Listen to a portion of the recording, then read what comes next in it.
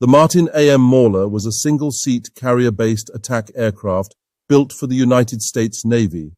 Produced by the Glenn L. Martin Company, the AM-1 was developed as a competitor to the highly successful Douglas AD Skyraider. The Mauler is likely best known for once lifting 10,648 pounds of ordnance, perhaps the heaviest load ever carried by a single-engine, piston-powered aircraft. However, with just 144 aircraft built, it was one of the shortest-lived Navy attack aircraft. Introduced in March 1949, it only remained in frontline active service until 1950 and retired fully just 3 years later in 1953. The origin of the Mauler began in 1943 when the U.S. Navy invited proposals for a new multi-purpose bomber. This was divergent from its normal doctrine of separate dive bomber and torpedo bomber craft. Specifically, they wanted to replace the TBF Avenger and SB-2 Sea Helldiver aboard carriers, with one aircraft incorporating the B for bomber and T for torpedo functions. They also felt that with the progression of fighter aircraft, with greater payload ability, radio beacon navigation, and a speed and maneuverability that negated the need for rear gunner protection to stipulate a single-seat aircraft.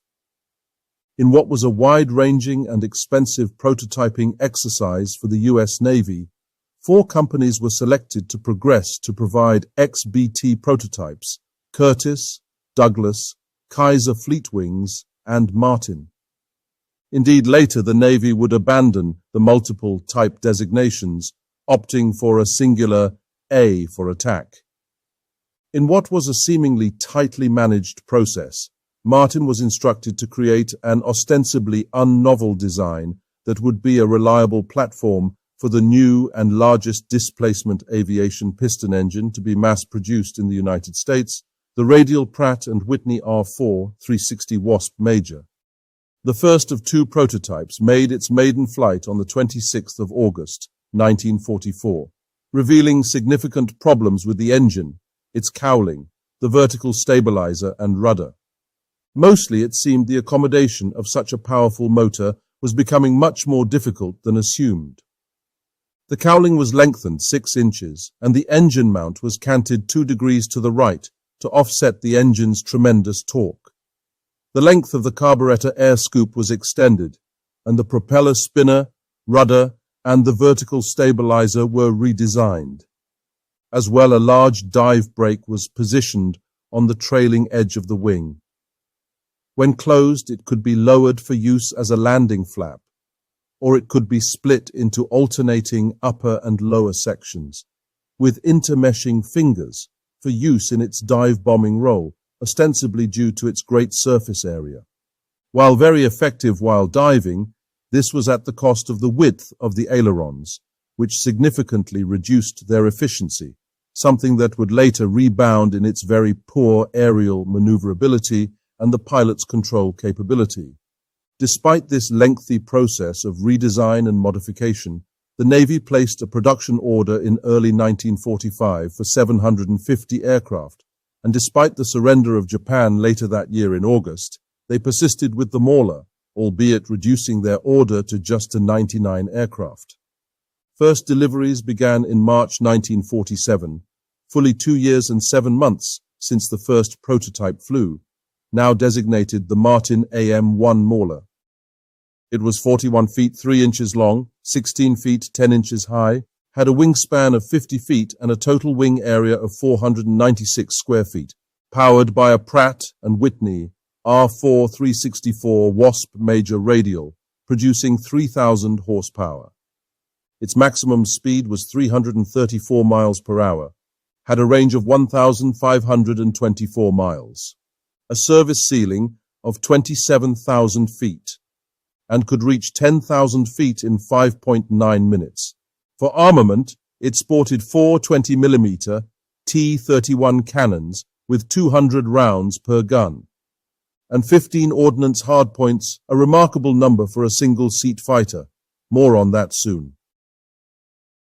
Despite delivery starting in March 1947, it was not until 17 months later that the Naval Air Test Center finally deemed the Mauler acceptable for carrier landings in August 1948. It was the 174th Attack Squadron, nicknamed the Battering Rams, who had the dubious honor of qualifying the Maulers. Luckily, they were a seasoned squadron, having flown Helldivers since 1944. But even with their experience, they found the Mauler a challenge to handle, leading to it being nicknamed the Awful Monster. It was a heavy aircraft to fly, difficult to keep in formation, and problematic to land on a carrier. The Mauler had a tendency to land hard and then bounce, often over the arrestor wires and into the safety net. And when it did grab, severe vibrations occurred in the tail. The structural weakness of the rear fuselage was such that when one of the aircraft made a heavy landing, its entire aft section broke off. The aircraft's poor controllability, particularly at low speeds, was causing excessive pilot fatigue as they struggled to keep control. In addition, the cockpit layout was unsatisfactory and had to be completely redesigned. Yet surprisingly, during this time, a further 50 aircraft were ordered, and it is here where we should assess what exactly the Navy considered to be the value proposition of the Mauler. Why did they persist with this awful beast? Well, consider this. Before its more derogatory nickname, the Mauler was deemed the Able Mabel because they could carry practically everything in the U.S. Navy's Ordnance arsenal, 3 torpedoes, rockets, mines, or depth charges on large hardpoints, and 12 5-inch rockets or 250-pound bombs on the smaller hardpoints on the outer wings. It certainly had the potential to be the greatest weapons platform on the world's oceans.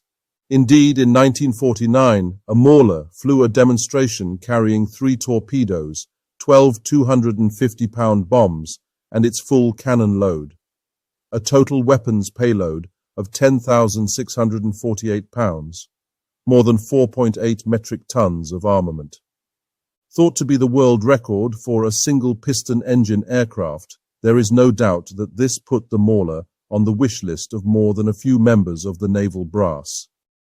Regardless, the final report issued following the Navy's service acceptance trials concluded that the suitability of the Mauler for service was, quote, marginal for long-range operations, formation flying, night flying, and instrument flying, which demand excessive pilot effort and cause excessive fatigue. But as orders of Maulers began joining the fleet in March 1948, only 4 additional first-line squadrons were equipped with Maulers. However, the aircraft proved troublesome and remained in frontline service only until 1950, transferred to reserve squadrons until 1953, when they were retired. AM-1 production ended with the 144th aircraft, completed in October 1949, due to the Navy opting to adopt the simpler and pilot-preferred Douglas AD Skyraider as its attack aircraft. The only variant of the AM-1 design was a radar countermeasures aircraft. The AM-1Q, 6 Maulers were modified.